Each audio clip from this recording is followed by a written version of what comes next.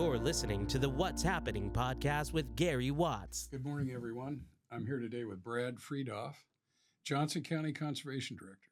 Acting director, interim right now. Right, interim. Right. Yes. And then when do you take full time? Well, we'll see. They've got some things coming up on the Conservation Board meetings, and hopefully sooner than later. So you just got to get approved, right? Yes. Should I say it's a rubber stamp or not? Well, I wouldn't say it's a rubber stamp. They would probably want to see who else is out there in the market, but I've been here for a while, so I hope I can Great. roll into that Well, position. we hope so too. And Pat Heidan, how are you? I'm And doing you're well. co-chair? Co-chair of the committee for the $30 million conservation bond, and just telling a fantastic story with Brad. Well, let's talk about this. It's a $30 million conservation. Is that a bond? Yes. It is a bond. Okay, tell us about So what that let me is. give you a little backstory on this first. So in 2008, Rod Sullivan and then director Harry Graves had this brainchild, right? How can we get everybody in the county involved in protecting our water, our air, our land for future generations? And so the plan was to do general obligation bonds for, at that time, $20 million. And so since 2008, we've passed that. We had to pass it by a supermajority, which requires 60% of the voters to approve it, which we got. We barely squeezed it by with 61. 2008 was a little tight year economically. And so since then, we've taken that money and we've leveraged it with state, federal, local grants to do projects throughout Johnson County. And we think they've been some pretty great projects, and we can talk about that down the road. But right now, we've spent that $20 million, and it's time to go back to the voters and ask if they approved of the projects we did. Did you guys like these? And if so, if you will vote yes on this conservation bond, we can continue that. If you don't think we've done a very good job, then obviously you're not going to support it and you're going to vote no. So 20 million 16 years ago. Correct. Tell me more about what that went to. So the big goal of the 2008 bond was to get land throughout Johnson County to do a lot of different things. Easements? Or you purchased? Mostly it was fee title land. We got stuff along rivers and streams. We purchased trail corridors to connect communities. We'll talk about some more of those. I think you're familiar with some of them. And we've got stuff that really enhanced the system we already have. So we had some things at Kent Park that it's put in there in the 1970s, and they've really outgrown their time. Some of them were having negative impacts on the water quality at Kent Park Lake. And so this bond allowed us to address those, repair or improve that infrastructure and move forward. So that's what we're excited to do with this next one as well. Okay, good. So now we're up to 2024. When is the vote? And tell us, that's coming up, upcoming election, right? November 4th. You want to talk about that a little bit, Pat? Sure. Yes, the bond referendum will be on the ballot November 5th. It will actually be on the back side of the ballot, so people need to remember to flip the ballot over and vote yes. And the language is on our website. Go to our website and you can just be very familiar with the language and know exactly what you're voting for. And again, Brad and I are out and about just telling this fantastic story about the 2008 bond. And it's just a really solid foundation for this new bond coming up. And there are just lots of success stories that we're hoping that people are thrilled about and want to see more of that. One thing that Brad didn't mention, and he'll talk about this, but with that $20 million bond, over 1,200 acres of land was purchased and over 9 miles of trail. That's really, really significant. So, that's the story that we're here to tell. People don't realize how important it is to acquire access to ground, have easements, and to be able to recreate. Yeah. I noticed during COVID, which is horrible times for all of us. I mean, it wasn't any fun with COVID. But guess what people were doing? Going for walks, riding their bikes. So a lot of people have a sedentary lifestyle, and I noticed, boy, more and more people are people going out, going for a bike ride. And where do you go?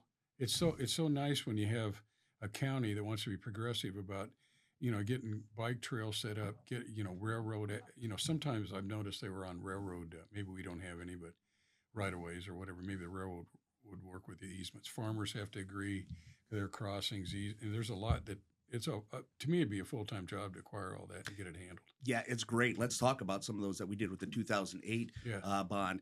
9.2 miles of trails throughout Johnson County. And some of those, you guys, the Watts Group has done a great job of providing housing along some of those trail corridors because that's what the people want. And so we have the Hoover Trail, which runs from Solon to Ely, connects on then to the Cedar Valley Nature Trail, which runs all the way up to Waterloo Cedar Falls. Let me talk about that trail. You got to get something across the road. Which direction? As you go north toward Ely from Solon, you cross the highway. Oh, yes. And that's probably be really expensive. You either go under or whatever, because you get out there and that traffic's coming so fast. I don't know what's the name of that. It's the Ely Road. It's the Ely Road, and so. But you know where I'm talking about. I It do. goes into gravel. Yes. And other than that, it's a fantastic trail. And we're going to be addressing that come April of next year. But that would be part of the $30 million. That will not be part of the $30 million. That money is already set aside from the 2008 bond. That project was done, but we couldn't put the underpass in because we had to wait for the road improvement project. So Ely Road is going to be raised by secondary roads, and when that is done, then we're going to put our underpass in there. That'll be good to know. Yeah. Because that's the only thing, because I think that it's level. It's full of people on that trail, by the way. And we get a ton of comments about, hey, we need to address this. It's a safety concern, and we agree. But it's all about timing and funding. And secondary roads had to work through some permitting. They had to get all their engineering and design done. And when they get that completed, we hope to bid it out this winter and get contractors in there. And that box culvert, that underpass, will be the first thing that gets done with that project. So, like you said, you go from Ely up to C Street, Cedar Rapids, on up all the way to Waterloo. Yeah, and we love it. As soon as we built it, we had it was difficult to keep people off of the trail as we were putting it in the ground. Yeah. There's a lot of great restaurants, places to go. Dan and Deb's Creamery in Ely, Big Grove in Solon, all of the other restaurants downtown. There's a new bike shop on Main Street in Solon, and those are the things we want to really do. We want to connect communities and allow people to get outdoors, exercise, look for that health. You talked about COVID. We saw a huge uptick in trail usage during that COVID time period. And it's so this is one of them, right? We have goals to connect Iowa City and West Branch, connecting a large metropolitan area with the National Park Service and a nice community, more rural community that has a great downtown district. We think there's economic advantages there because people want to recreate, but they also want to go and hit those mom and pop shops on a small downtown street, grab a coffee, grab a beer or other drink to have downtown.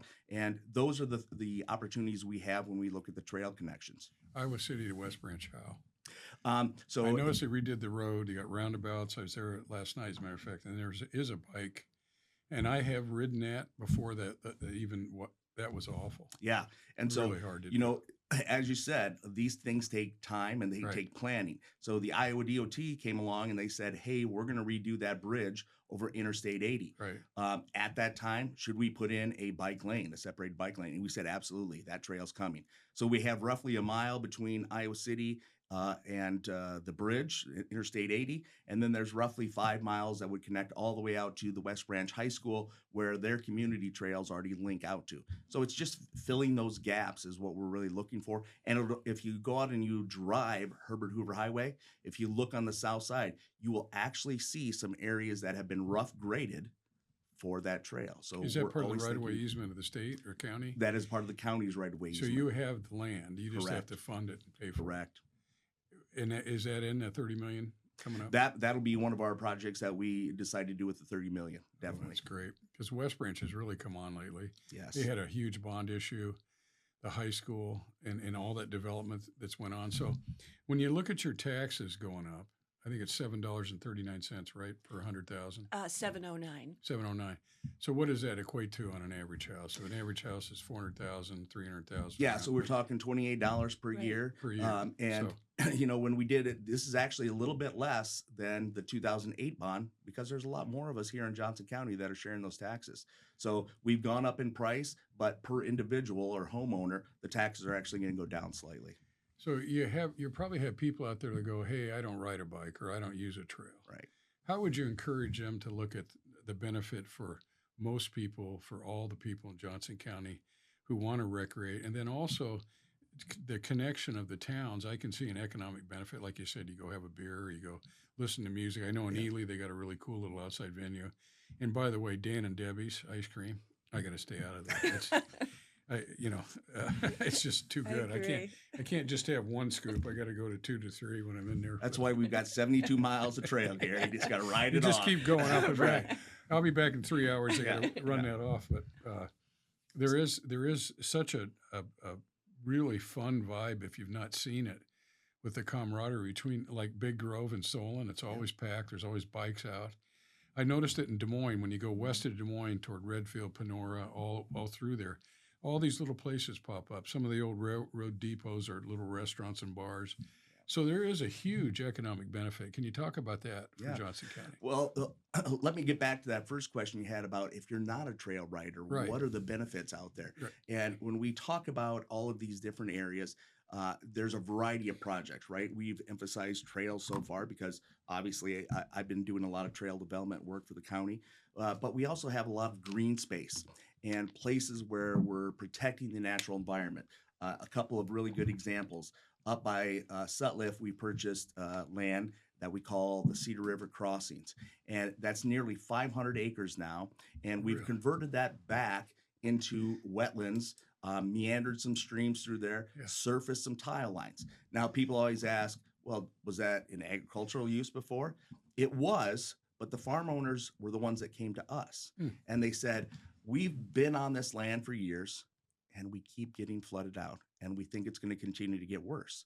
So there is no flood buyout for agricultural ground. And so when they go to the Board of Supervisors and say, you are buying out all these residential properties, where is our flood buyout? The Board of Supervisors go, we know the exact people you need to talk to. And they put that connection together. And then we're able to buy those that land at appraised price. And those farmers then are able to go and find better, more highly productive land to increase their profits, right? That's their goal, right? They're a business.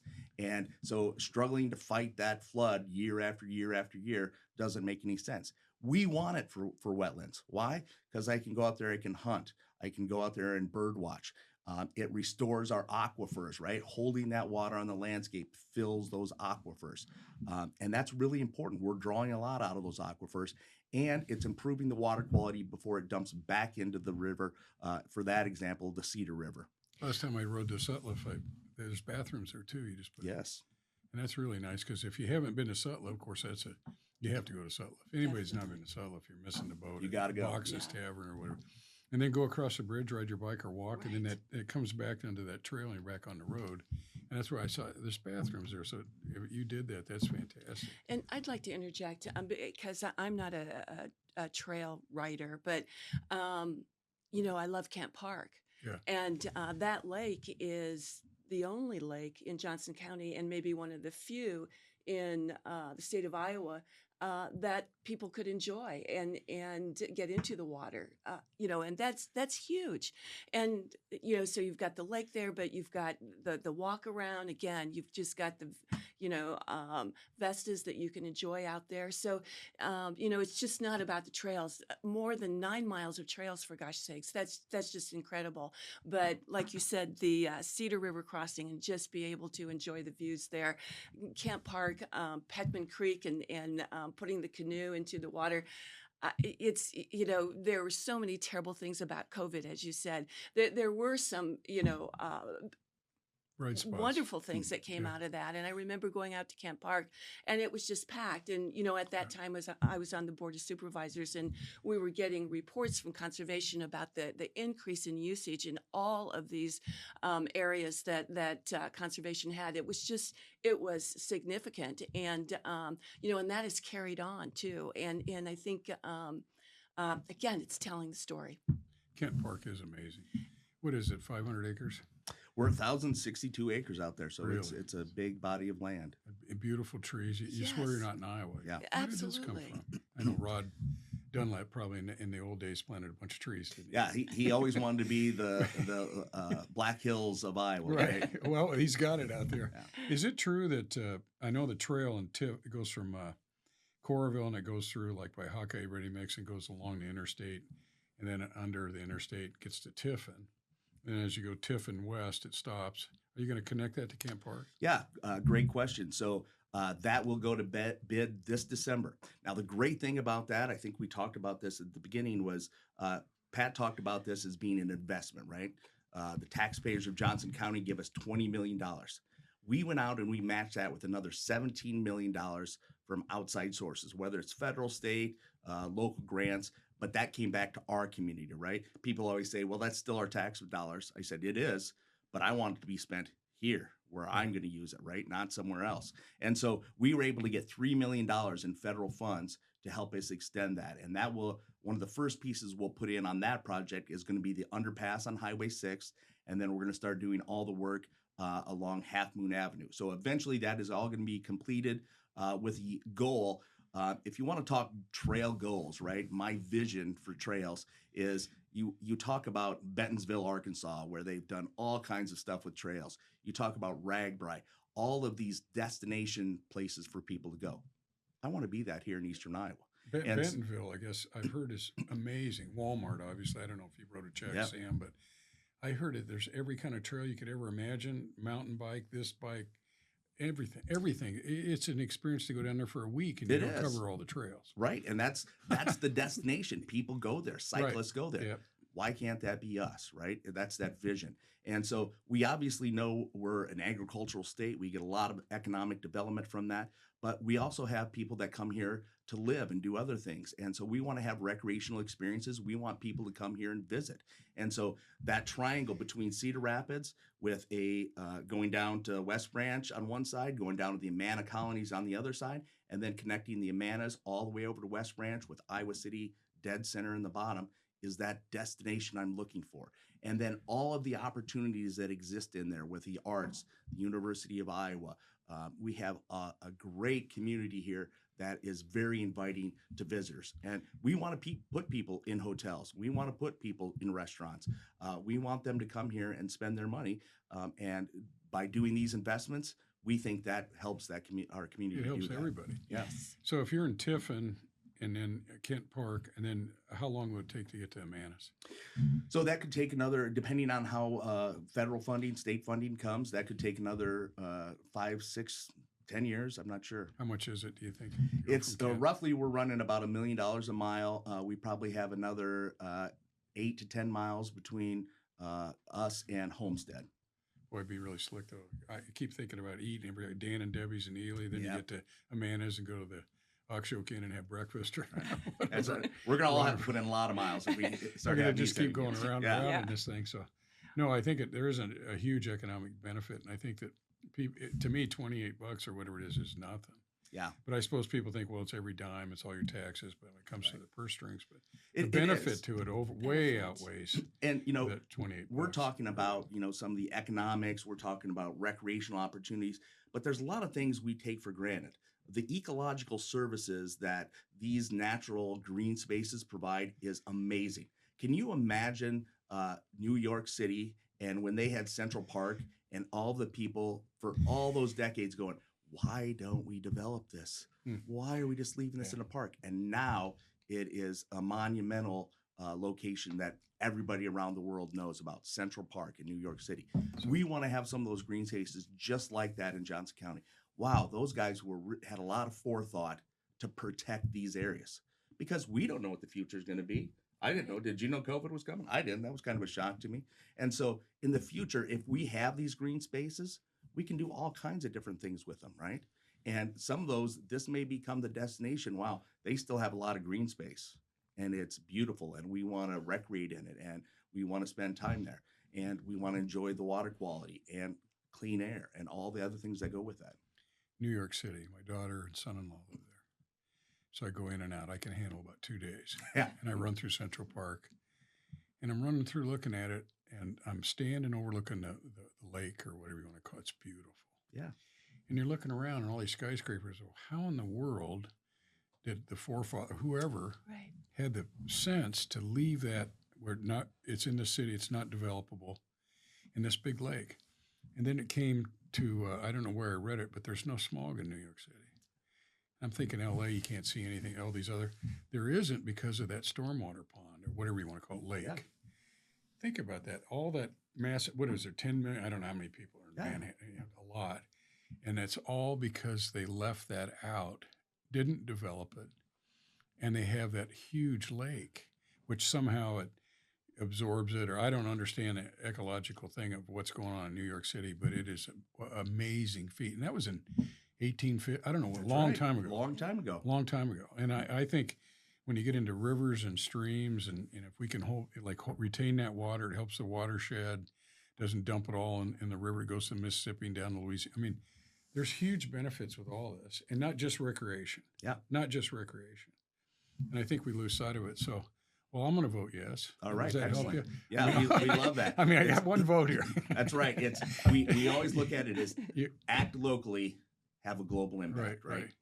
Who helps you, Pat? Maybe you being on the board. Who helped you in Congress or as senators? Did anybody help you try to raise money to get to Johnson County for trails and recreation and water clarity or any of that? No, Brad, do you have any thought on that? No, the big onus with this conservation bond is this all came from Johnson County. In 2008, there hadn't been another county in the state of Iowa that had passed the conservation bond. Really? Since then, there have been multiple counties: Polk County, Lynn County, Story County has a $25 million bond on their ballot this year. So there's been others that have followed suit with what we've done. And so we like to be that visionary, that showstopper, right? Come That's here, great. look at this, and then go, wow, they did it. We can do it too. And so we lean on our political leaders, but I think for us, some of the best political leaders that we have are right here in our own community. They go down and fight in Des Moines, and that's where we get a lot of our support is from our local politicians. And it's really a grassroots effort, just It as you is. said, the local politicians. Rod Sullivan started talking with me about 2 years ago about this when I was on the Board of Supervisors, that in a few years that we really needed to move this forward again. The success of the 2008 bond is just incredible, but the money was running out, and we wanted to continue that forward. So yeah, as Brad said, this is local. This is grassroots. This is Rod and Brad and Josh Schamberger, coming together and putting a committee together and who are just as passionate as everyone else and saying, how are we going to move this forward? And then we needed to go to the Board of Supervisors and initiate that discussion about whether they would, support putting this on the ballot, because the Board of Supervisors needed to approve a resolution giving their okay that yes, we approve putting this on the ballot. They're not saying yay or nay to the bond referendum, but they're saying that it can be on the ballot. Having that discussion with the Board of Supervisors, their support was and their enthusiasm, and that speaks volumes too to Johnson County and being a leader in all of this. In that they saw the benefits and encouraged a lot of the projects and helped move those projects along, in the past. So it was a relatively easy conversation that other counties in Iowa, don't have. So that's the process. Grassroots, going as a grassroots committee, going to the Board of Supervisors, having that conversation, and thanking them for the resolution and approving by a vote of 5-0 to put it on the ballot so we can move this forward. Good to know. So back to the feds. You said you had $3 million come from the feds. Where does that come from? Yeah, from the feds? most of that comes through the Iowa DOT. It's pass-through money. The federal government gives it out. There are grants we apply for, but that all comes through the Iowa DOT, okay. Federal Highway Commission, things like that. And they're great to work with as well. They keep us in online, right? You got to be feds. You got to be online. A lot of paperwork, but they do a great job of assisting us through that process. Back to trails a little bit, and now we have a little thing called e-bikes, electric bikes. And the neat thing, that gets people out who may not have the physicality to ride a bike without electric, a little push. But the other part of it is you can not have it either, and you can ride your bike. And if you need a little assist going up a hill, you get it. So to me, that's put tons of people on bikes that may not have ever ridden a bike or want to get back into cycling. And I see those everywhere, Yeah, all they're the doing time. real well. Yeah. It's fantastic. So, And that was one of the goals of a lot of these projects is to be able to get people outdoors, right?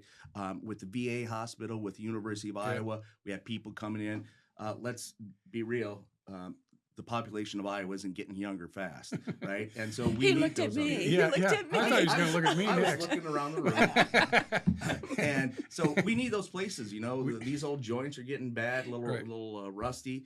So we need places that get out there, walk, recreate. And just like you talked about, it's getting people that didn't have that opportunity. Hey, here's a nice flat ride. I can go out. I can, it's not just about seeing the woods and everything else, but I want to drive past that old cornfield. I remember the guy combining there. That brings back a lot of nostalgia for me. And so it's that quality of life, getting people out there to enjoy Iowa. I've got another friend that one of the things he does is he tries to every morning have a 30-minute walk. Now, and he calls it a walk of gratitude. He's thankful for his family, his faith, his whatever business. And part of that is where would be a better place than Kent Park? Oh, gosh. To lose yourself. Hear the birds, maybe a hawk flies over, an eagle, I don't know, and deer running around. I mean, it isn't just the cycles, like you said, Pat. It's just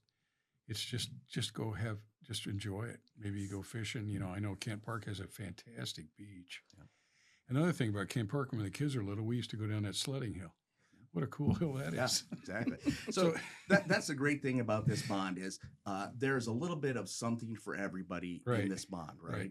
Whether you're into trails, whether you're just into green space and you want to have plants for pollinators and water quality, whether you're a bird watcher, just like to take photographs of wildlife, we've got something for all of those. Now, it isn't evenly spread out through Johnson County because obviously we don't want the highest quality corn ground. We want that marginal ground that's the buffer of the Iowa River. We want that marginal ground on the Cedar River. And then we want areas that are unique and special. That probably doesn't have the highest crop suitability rating or things like that. Those are the areas that we're looking for. And so that's the great thing. We think this project, this bond, it sells itself, right? Is we're not going after anything anybody else wants. These are areas we all want, right? Because they have those values for protecting the water, the land that's very sensitive, and improving air quality, right? What's the downside in this? The downside is it's money, right? And there it's a isn't lot any. of work. There isn't any, because $28 is Dan and Debbie's nothing. for 3 people. Right, exactly. Or 4, depending on how much ice cream you want. You reduce it to the simple. It's lunch. Yeah. I mean, come on. As you said, Gary, I mean, the benefits just outweigh. Yeah, you can't even measure it. No, no. To the soul, the psyche, the physicality, get it, whatever it is. It's fantastic. Yeah. I think we just need more of it, actually. Yeah. So anyway, the vote is November 5th. Right. I guess they say it's an election year. I haven't seen anything. You haven't seen anything? Say that. Where's my phone? I probably got 10 texts right now like, stop that, delete. I haven't seen many commercials lately, though, so maybe they'll stay away from that and just stay on the phone because I can delete that. But and it's on the back of the ballot. Right. It's $7.09, right? Per 100,000. Per 100,000. So it's not a lot of money. The benefits fantastic. I've done the Root River Trail in Minnesota. I don't know if you've seen that. That's a great one. It's fantastic. In Lanesboro, Minnesota, has a little bed and breakfast. There's all kinds of. There's a pie shop. Here again, I go back to food. I'm always into food, but there's always there's so much commerce around it, and it's so beautiful and peaceful. It's a destination, and I think Johnson County already is a destination. Yes, It's the University of Iowa, the Hawks, Caitlin Clark. I got to mention Caitlin. Yeah, I try to do that every time. Yeah. I love she's the epitome of Iowa people. She's just fantastic. But and all the good things we got going on, and now you can get out and now you can ride your bike in Coralville, and you can there's single track trails there. There's cyclocross thing. We had the national. What was national? It was international cyclocross. Jingle Cross. At the fairgrounds. Do you think I always look at that? What would they call that jingle? What was that hill? Mount Crumpet. Mount Crumpet. Yeah, I couldn't even walk up it, and they're carrying their bikes and running up, or riding down, or whatever they're doing. We had all that here, so we have a fantastic cycle community. When I think of Minnesota, I've been on the trails and done a couple marathons up in Minneapolis. And when you're running along, there's a bike trail and there's a running trail. How cool is that? Now, obviously, it takes money. When you get to Wisconsin, most of their rural roads are asphalt. Yeah. So you can just take off and go and ride your bike. So to me, as a 69 years as an Iowan, I want to see more trails, more things to recreate like other states around us have. Yeah. And in Nebraska, where my wife's from, north central Nebraska, they have a railroad bed they don't use anymore, and they have crushed limestone, and it goes for, I don't know, 100 miles. And it's just fantastic. And you can use a normal bike on it and ride. You can go for forever. Right. And there's little towns along the way. There's not as many out there that we have, but it's all to walk. When I was out at a reunion, I rode a little bit, and there was people walking on it and stuff. I said, how cool is that to just take something you're not going to use in this instance, and they made it into trails. And it's always there. If the rails come back, you put the rail back on it. Every subdivision I do, we have trail connections. We have trails in it. We have a subdivision in Ely and Solon. Yeah. And one's right next to that trail. Fantastic. And every time I go look at a house, there's people on the trail. Yeah. They're used all the time.